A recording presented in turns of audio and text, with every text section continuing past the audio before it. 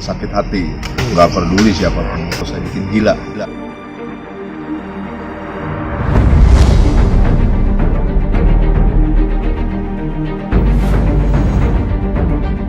Ketika dendam, iri hati, dengki dan nafsu melahirkan buah keburukan bernama santet.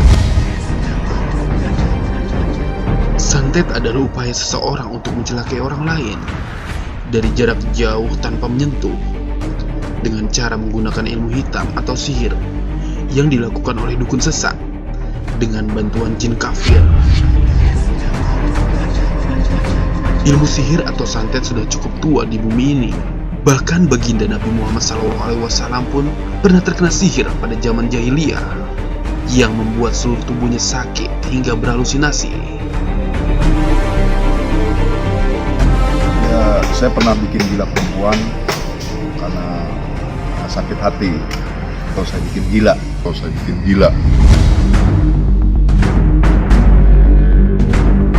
nggak peduli siapapun. Ketika santet yang dikirim itu berhasil masuk ke dalam tubuh orang yang dimaksud, berbagai kemungkinan pun akan dialami oleh korban, baik hancurnya usaha, sakit keras, gangguan kejiwaan, bahkan yang lebih jahatnya, kematian. Auzubillah min zalik.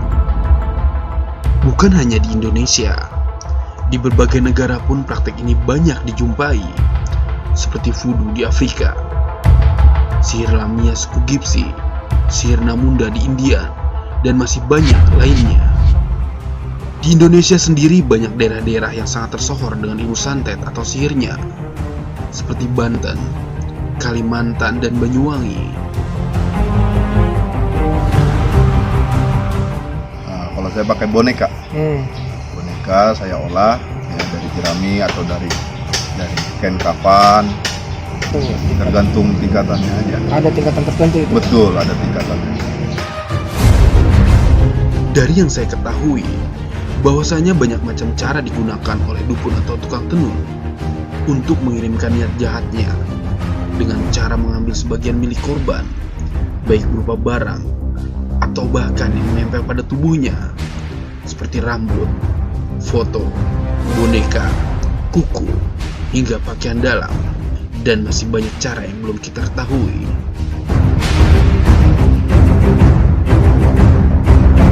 Saya pernah kena santet 27 jarum di dalam tubuh saya. Itu rasanya gimana, Pak? Waduh, sakit banget. Tapi alhamdulillah Allah ngasih hidayah, Allah beri kesembuhan. Sampai detik ini saya sehat walafiat. Ada beberapa jenis santet. Ada yang mengirimkan jin untuk mengganggu korban, dan jin akan menempel pada korban selama beberapa lama sampai korban jatuh sakit atau bahkan meninggal. Ada juga yang memasukkan benda tajam seperti kawat, paku, besi, jarum secara gaib ke dalam organ tubuh korban hingga sakit dan juga pasti akan berujung kematian. Bahkan ada yang membuat korbannya menjadi gila tapi tak mati, tersiksa, dan pastinya malu. Mungkin bagi pelaku santet ini adalah cara mudah untuk menjatuhkan lawan hingga melukai, karena dalam hukum formal tidak akan pernah terbukti sebagai kejahatan. Ya, karena ini kejahatan terselubung, tak bersaksi, tak tersentuh, tapi mati.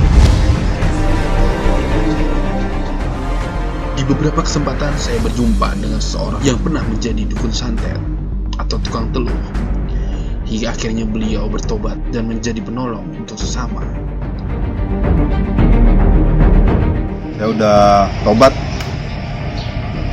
Sampai sekarang saya udah gak pernah gelutin bidang itu lagi.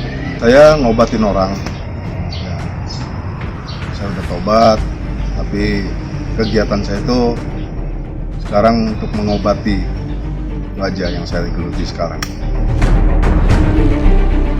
Ketika hati telah mati tak bercahaya, busuklah hati orang itu dan dipenuhi kebencian-kebencian yang menggeliat di dalamnya, hingga tak pernah senang melihat orang lain bahagia. Tapi sesungguhnya jikalau kita mati apapun penyebabnya, itu adalah takdir Tuhan yang sudah menentukan. Jangan pernah takut dan jangan pernah tersentuh oleh hal syirik yang dapat menghancurkan iman kita. Sesungguhnya kejahatan yang mereka lakukan akan kembali mereka terima secara perlahan, bahkan dibayar langsung oleh Tuhan. Ya, dekatkan diri kita sama Allah. Banyak zikir, banyak istighfar, selalu jalanin perintah Allah dan jauhi larangan. Jaga lisan kita biar orang nggak sakit hati. Berbuat baiklah, karena lidah tak bertulang, karena hati tak terukur dalamnya. Jika pedang lukai tubuh, masihlah ada harapan untuk sembuh. Tapi jika lidah lukai hati, kemana obat hendak dicari? Bukan gunung dan bukan laut yang harus kita sembah. Sesungguhnya Allah bersama orang-orang yang beriman.